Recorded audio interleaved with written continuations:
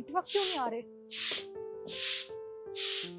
Issue, तू तू यहाँ पे क्या कर रही है? ये तेरा घर है, मतलब तेरी गांव में शादी हुई है? हाँ, अब तू बताना, ये सब छोड़, तू यहाँ क्या कर रही है? मैं तो यहाँ पे किसी प्रॉपर्टी के सिलसिले से आई थी। बाय द वे, मैंने ये एक्सपेक्ट नहीं किया था कि तू गांव में शादी करेगी। अरे तू ये सब छोड़ना, एक तो हम इतने दिन बाद मिले हैं, तू एक काम कर, अंदर आजा, कुछ खा पी ले। सॉरी इशू, तो एक्चुअली क्या है ना, मुझे तो अच्छे से पता है कि मैं अनहाइजीनिक फूड नहीं खाती, सो मैं यहाँ बैठ के नहीं खा पाऊंगी। कैसी बातें कर रही है तू? एक तो हम इतने टाइम बाद मिले हैं, बैठ के अंदर बातें भी कर लेंगे और कुछ खा भी लेंगे। तू अंदर चल, क्योंकि तू यहाँ पे किसी को जानती भी नहीं है, तेरे लिए तो ये नई जगह है ना। आजा। अच्छा, तू इतना कह रही है तो मैं चल लेती हूँ अंदर।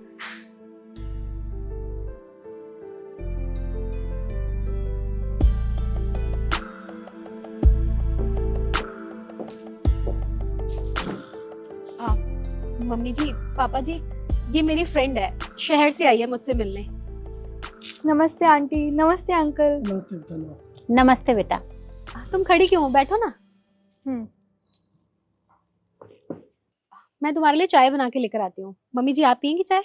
हाँ बेटा, एक काम कर, सबके लिए बना ला, सब लोग पी लेंगे। ठीक है।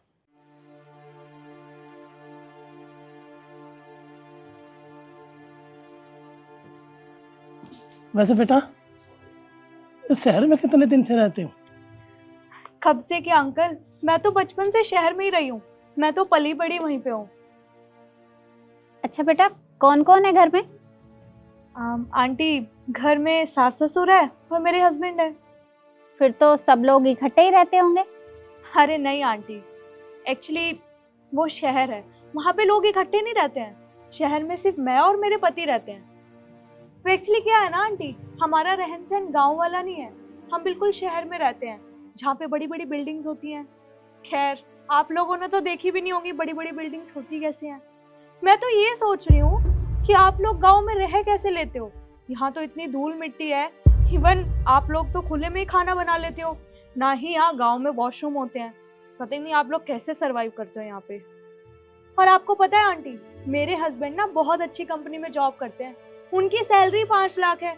अब उसमें से वो 2 लाख गाँव भेज देते हैं। अब आप दोनों खुद ही सोचो, गाँव में 2 लाख भेजना बहुत बड़ी बात है। वो क्या है ना, भेजने ही पड़ते हैं, क्योंकि मम्मी पापा तो गाँव में रहते हैं, तो उनके लिए सरवाइव करना मुश्किल हो जाता है, इसलिए हम पैसे भिजवा देते हैं। ये लो दीदी। यू इशू, ये कैसे कप लाई है तू? क्वालिटी अच्छी नहीं है क्या तेरे पास? होप मैं भी भूल गई कि मैं कहाँ बैठी हुई हूँ, एक गांव में। कोई ना, मैं एडजस्ट कर लूंगी।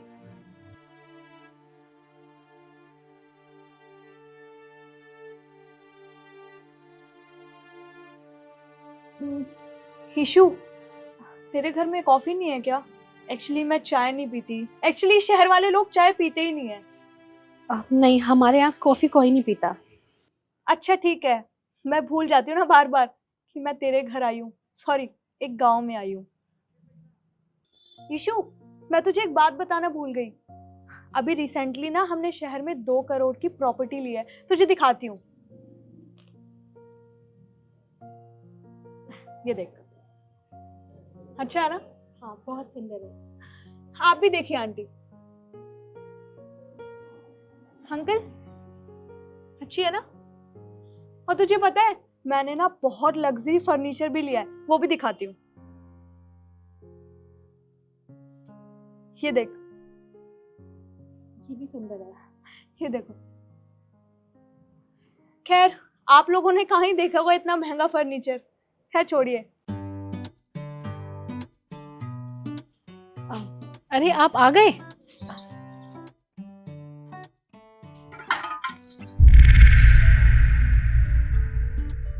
कैसा रहा आपका दिन?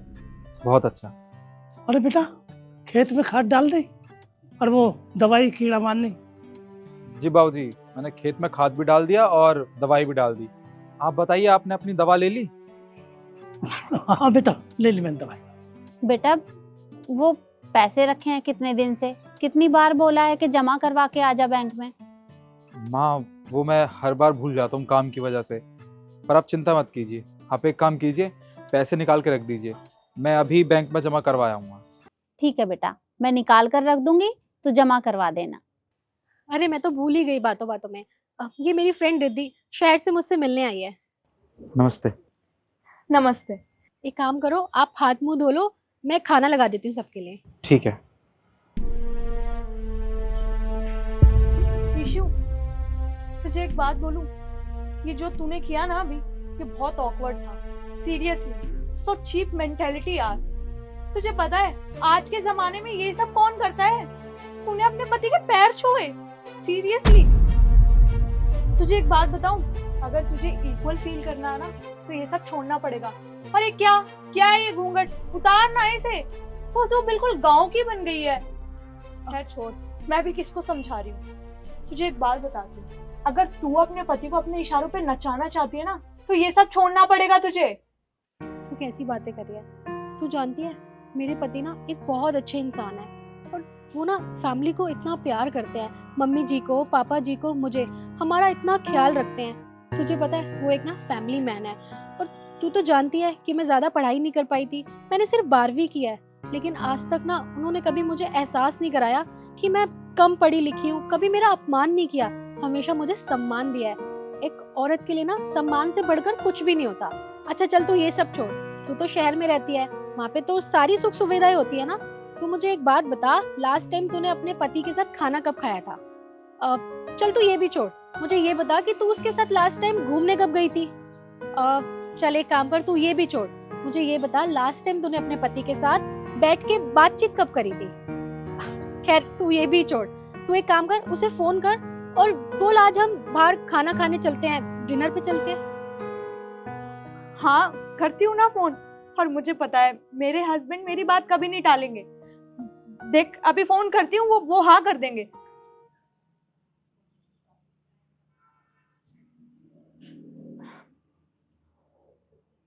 हेलो। हाँ जल्दी बताओ, मैं काम कर रहा हूँ, क्या हुआ?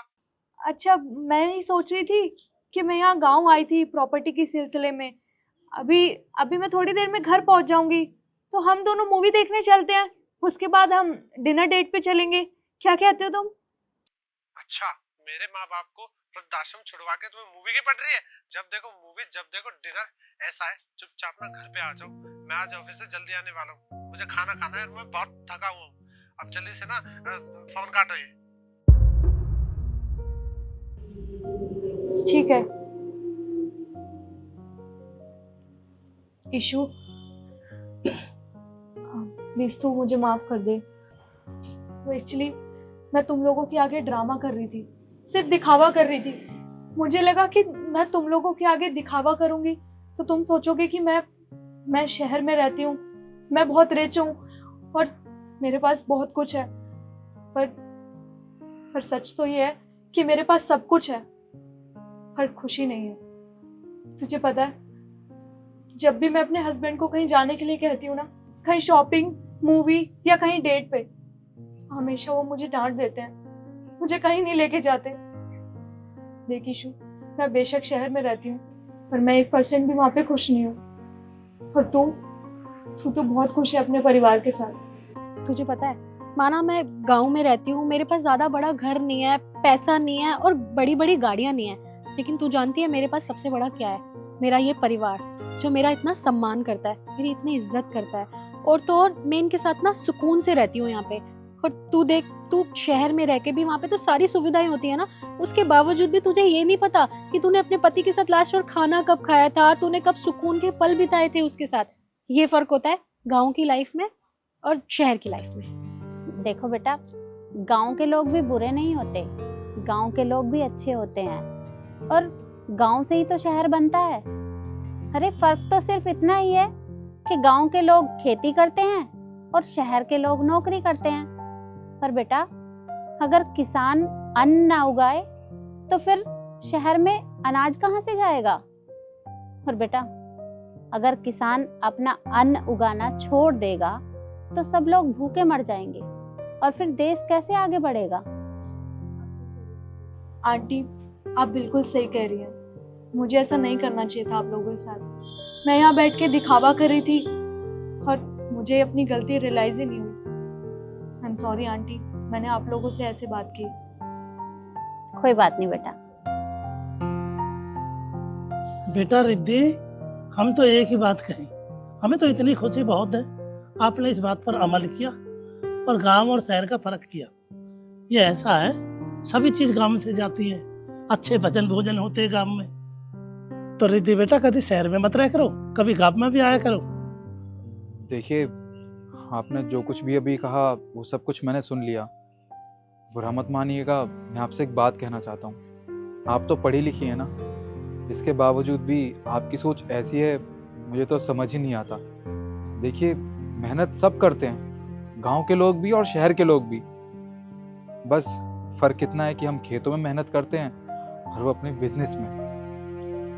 हम मेहनत करते हैं खेतों में, हम फसल उगाते हैं मेहनत करके, और वो फसल शहरों में जाती है। आप लोग वही तो खाना खाते हो ना, कोई अलग थोड़ी ना खाते हो। देखिए, आपको गांव के लोगों के बारे में ऐसा नहीं सोचना चाहिए। जी, मैं समझ गई आपकी बात। चलिए अब एक काम करते हैं, सब मिलके साथ में खाना खा लेते हैं। अब रिद्धि भी समझ गई है। हाँ, सब मिलके खाना खाते हैं। चलो।